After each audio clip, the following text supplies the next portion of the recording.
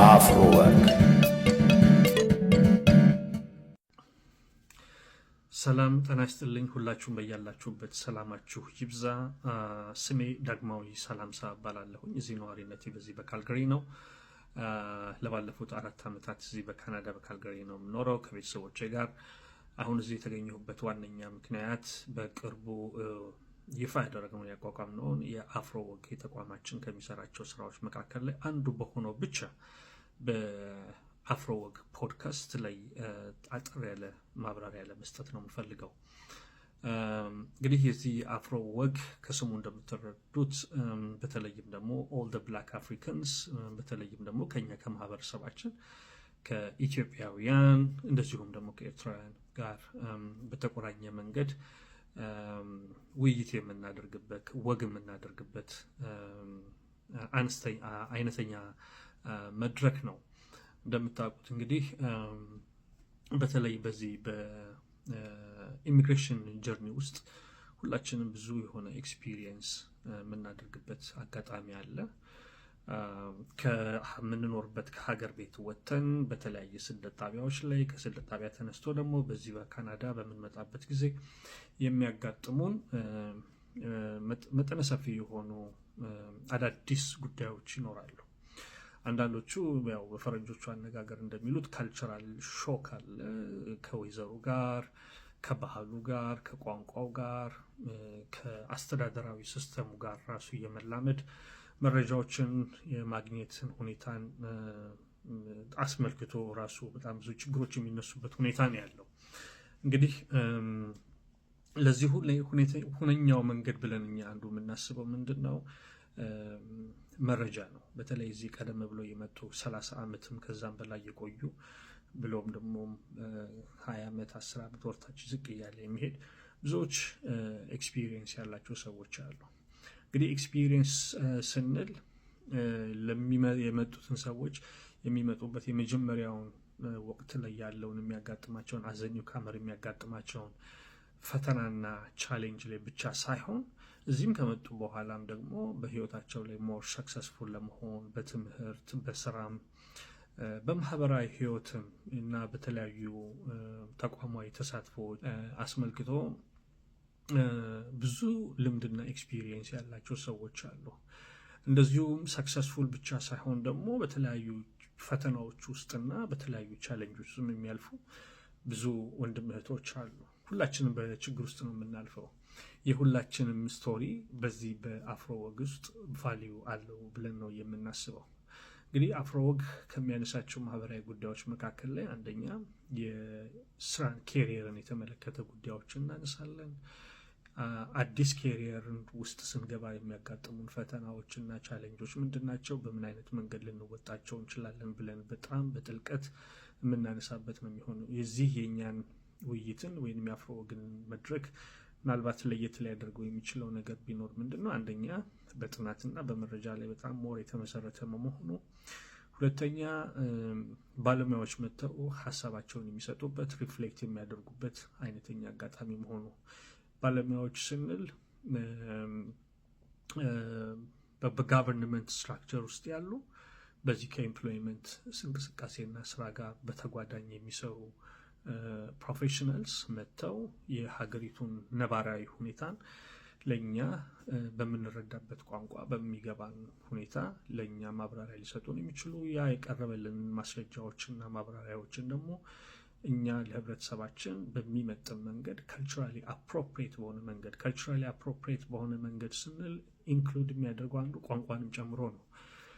ስለዚህ በቀላል ቋንቋ ህብረተሰባችን መረዳት በሚችልበት መንገድ የምናቀርብበት ሁኔታ ነው የሚሆነው።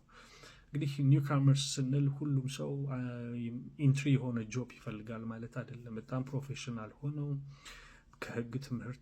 በህግ ትምህርታቸው ወይም ከህግ ሙያ ላይ ተነስተው በህክምና ሙያ ላይ ተነስተው ከመምህራን ሆኖ ሪሰርቸር ሆኖ አጥኚዎች ሆኖ የተለያዩ ዘርፍ ላይ ያሉ ሰዎች ሙያተኞች በጣም በጣም ስታብሊሽድ ያደረጉ ሰዎች ሙቭ ያደርጋሉ። እዚህ ሙቭ በሚያደርጉበት ወቅት ላይ የሚያጋጥማቸው አንዳንድ ችግሮች አሉ። እነዚህ መካከል ላይ ፎሪን ክሬዴንሻል ለምሳሌ አንዱ ነው። ያመጡትን እውቀትና ክህሎት ኤክስፒሪየንስ በዚህ በካናዳ ውስጥ ኢኩቫለንሱን ወይንም አቻውን ለመፈለግ የሚሄዱበት መንገድና ጥረት በጣም ሰፊና ውስብስብ ነው፣ አስቸጋሪ ነው፣ አነጋጋሪ ይሆናል። እውነት ለመናገር አንዱ የፖሊሲ አጀንዳ የሆነበትም ምክንያትም አለ። የፖሊሲ አጀንዳ ሁሉ ሆኗል። ሲስተሚክ ባሪየርስ ተብሎ ከሚነሱት መካከል ላይ በተለይ ፎር ኒው ኢሚግራንት እንደ ባሪየር ናቸው፣ መሰናክል ነው ተብሎ ከሚነሳው መካከል አንዱ ይሄ ነው። ሁለተኛው የካናዲያን ኤክስፒሪየንስ የሚባል ነገር አለ። እንግዲህ አንድ ሰው እዚህ ሀገር በመጣ የመጀመሪያ ወር እና 2 ወር 3 ወር የካናዳን ኤክስፒሪየንስ ሊኖረው አይችልም፣ ወይንም ፎሬን ኤክስፒሪየንስ ላይኖረውም ይችላል። ይሄም አንዱ ችግር ብቻ ሳይሆን የፖሊሲ አጀንዳም ሆኖ የቀረበበት ሁኔታዎች ናቸው ያሉት።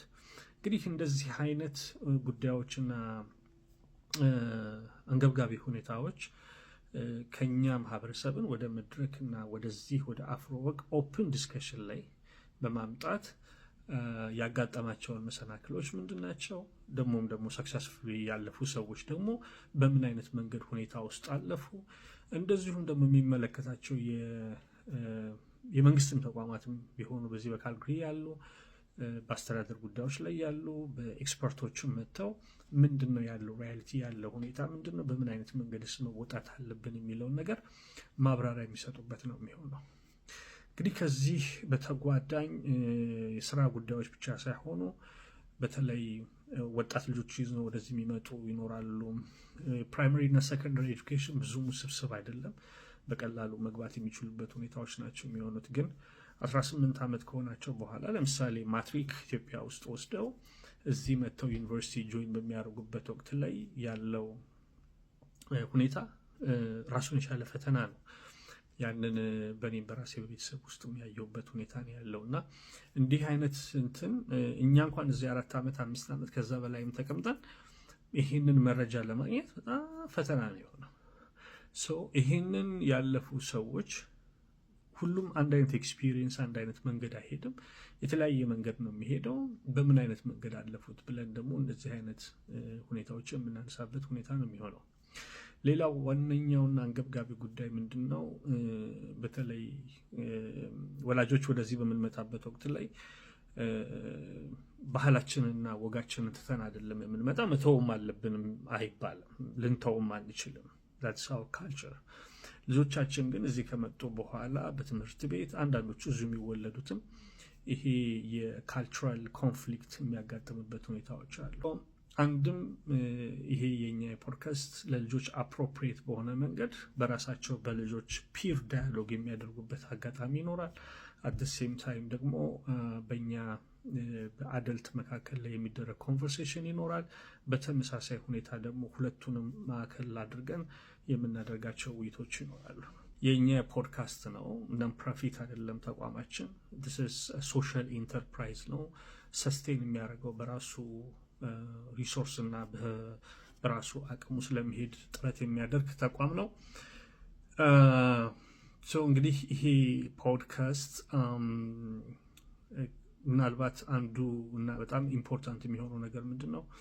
የኮቺንግ ሴሽኖች አሉ። የኮቺንግ ሴሽኑ በእርግጥ ዳይሬክትሊ በፖድካስት መልክ የሚቀርብ ሳይሆን በእኛ በአፍሮ ወግ አጠቃላይ የስራ እንቅስቃሴያችን ሰፋ ያለ ነው።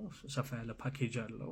ዌብሳይታችን ላይ www.afrowog.com ላይ ገብታችሁ ምን አገልግሎቶች አሉ የሚለውን ነገርን ከዛ መርዳት ትችላላችሁ። ይሄ ኮቺንግ በተለይም ደግሞ ለሴቶችን ኢምፓወር ለማድረግ በባለሙያ የታገዘ በጣም አሜዚንግ የሆኑ ላይፍ ኮች ወይንም ደግሞ ኢምፓወርመንት ኮች ነው እኛ የምንለው።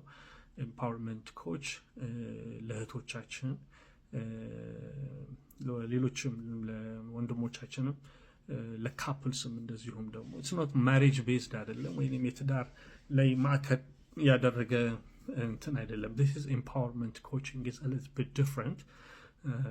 የሰዎችን ማብቃት ነው። could be educational ሊሆን ይችላል፣ career ላይ ሊሆን ይችላል፣ social ላይ ሊሆን ይችላል፣ participation ላይ ሊሆን ይችላል እና እነዚህን የመሳሰሉት ጉዳዮችን የሚያነሳ ነው። ሆኖም ግን የአፍሮ ወግ የፖድካስቱ አማራጭ የሚሆንበት ዋነኛ ምክንያት ምንድን ነው? በውይይታችን ላይ በፖድካስቱ ውይይት ላይ የምናገኘው መረጃ ለዚህ ግብአት የሚሆኑበት አጋጣሚ ነው የሚሆነው ማለት ነው። ሰው ፈቃደኛ የሆኑ ልምዳቸውን ጀርኒያቸውን ሊያካፍሉ የሚችሉ ሰዎች ባሉን ባለሙያዎች አማካኝነት በጣም አሜዚንግ የሆኑ ኢምፓወርመንት ኮች ትራውማ ኢንፎርምድ ኮቺንግ ነው። በዚህ የአፍሮወግ አንዱ ኮፋውንደሮች ናቸው እና በእነሱ አማካኝነት አገልግሎቱንም ማግኘት የሚችሉበት አጋጣሚ ይኖራል ማለት ነው። በአጠቃላይ እንግዲህ አፍሮወግ ሲቪክ ሶሻል ጉዳዮችን እያነሳ ለህብረተሰባችን መረጃ የሚሰጥበት ሁኔታ ነው የሚሆነው ማለት ነው።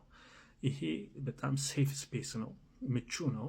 የሁሉም ሰው ቮይስ ማተር ያደርጋል ብለን የምናስበው ቮይስ በማድረጋችን ልንቀየር የምንችለው ፐርሰናል ጉዳዮችን ብቻ ሳይሆን ኮሌክቲቭ አጠቃላይ እንደ ሶሳይቲ በእኛ ላይ ያለብንን የናሬቲቭ ይሄ የትርክት የተንጋደደ ትርክት አለ፣ ሁላችንም የምናውቀው ነው። አዘን ኢሚግራንት ለብዙ ጉዳዮች ተጠያቂዎች አድርገው አንዳንድ ጊዜ ነባሮቹ ነዋሪዎቹ ማለት ይችላለሁ ጥያቄ የሚያነሱበት ሁኔታዎች አሉ። ይሄ የትርክት ለውጥ ያስፈልጋል። ምን ያህል ከችግራችን በላይ እኛ ዋጋ ያለን ሰዎች እንደሆነን፣ ከችግራችን በላይ ግዙፍ የሆነ የኛ አቅም ያለን ፖቴንሻል ያለን እንደሆነን በካናዲያን ኢኮኖሚ ውስጥ በካናዳ ውስጥ ሲስተም ውስጥ የኛ ኮንትሪቢዩሽን የኛ አስተዋጽኦ ጉልህ መሆኑ ልናሳይበት የምንችልበት ጉዳይ መፈጠር መቻል አለበት። ግን ምንድነው አዲስ ነገር ሊኖር ይችላል ብለን የምናስበው ነገር ምንድነው? አንደኛ ትራውማ ኢንፎርምድ መሆኑ፣ ሁለተኛ ሪሰርች ቤዝድ መሆኑ፣ ሶስተኛ በእኛ መረጃ ላይ ብቻ ቤዝ ያደረገ ነገር ሳይሆን ሶርስ የምናደርጋቸው ሰዎች አንደኛ የጉዳዩ ባለቤት፣ ሁለተኛ ደግሞ ይህን ጉዳይ የሚመለከታቸው የመንግስት አካላት ሊሆኑ ይችላሉ፣ ናን ፕሮፊት ላይ ያሉ ኤክስፐርቶች ሊሆኑ ይችላሉ፣ ሪሰርቸሮች ሊሆኑ ይችላሉ፣ ኦፒኒየን ሊደርስ ሊሆኑ ይችላሉ። እነዚህ ሁሉ መጥተው ሀሳባቸው ሊሰጡበት የሚችሉበት አጋጣሚ ነው የሚሆነው።